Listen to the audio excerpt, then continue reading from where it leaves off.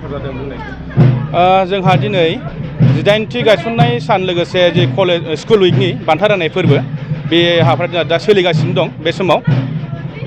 बेवहाय मा हाबाफारि लादों नोंथांमोना? बेयाव जोंहा फुङावनो दंमोन दिनै जोंनि फरायसालिनि जे फिरफिला बिरहोनाय हाबाफारि जागायनानै फरायसाफोरनि जे एर'बिक्स ड्रिल्स दिन्थिफुंनाय आरो बिनि उनाव दसे उनाव जागोन जोंहा गेवलां मेल।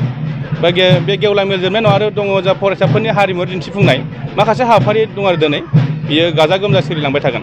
सानबेसेनि हाबाफारि लादों? बियो साननैनिमोन, मैया थांबाय जोंहा 7 आरो 8 साननैनि हाबाफारिजों जों बेखौ खुंफुंनो थाखाय थि खालामदोंमोन। दिनै जोंहा जोबथि सान बा जोबथि दिनै जोङो गेवलां मेल बे हाबाफारिजों बियो दिनै थुंगेगोन। दिनैनि नैबे हाबाफारिखौ मा थांखि आरो नोजोरजों खुंफुंनाय जादों नोंथांमोना?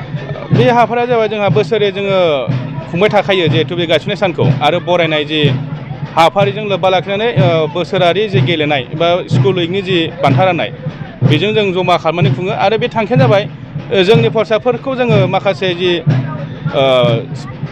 रिसार्च पार्सन बा माखासे जि थुलुंगाखां होनो हानाय जाय आलासिफोरखौ लिंहरनानै गथ'फोरनि माबायाव गोसोआव जाहाथे फरायनायनि बा माबा मोनसे मोजां साननायनि बिसोरनि सोना होनो हायो नामा बे थांखिजों बे हाबाफारिखौ लाबाय थाखायो बोसोरे बेखिनियाव। बेसेबां क्लासनिफ्राय बेसेबां क्लाससिम नोंथांमोननि स्कुलाव दं? दा जोंना LKG निफ्राय क्लास 10 सिम बे फरायसालियाव फरायगासिनो दं। मेट्रिक आनजादनि फिथाइया माबायदि जादों? मेट्रिक आनजादनि फिथाइयाथ' एबारनियाव जोङो गाज्रि बुंनो हाया। जोंहा गासै 24सा फरायसाया आनजाद लिरदोंमोन।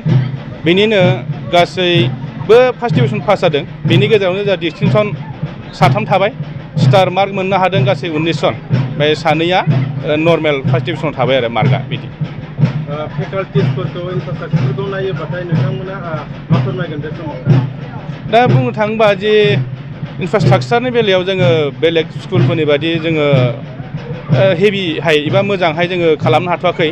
थेवबो जि फरायनांगौ एबा बिजों नङा होमबा बेनि जे सिंनि जि फोरोंनांगौ बेयो थिगैनो दं आरो जि अफिसियेलि जि नांगौ बेयो जोंहा दंखाजोबो आरो खिन्थु जोङो इनफ्रास्ट्राक्चारखौ बानायस्लाबनो हाथ'वाखै, बानायलांबाय थागोन। फरायनायाव गोनांथि जानाय मुवा बेसादफ्रा थारैनो दंखाजोबो?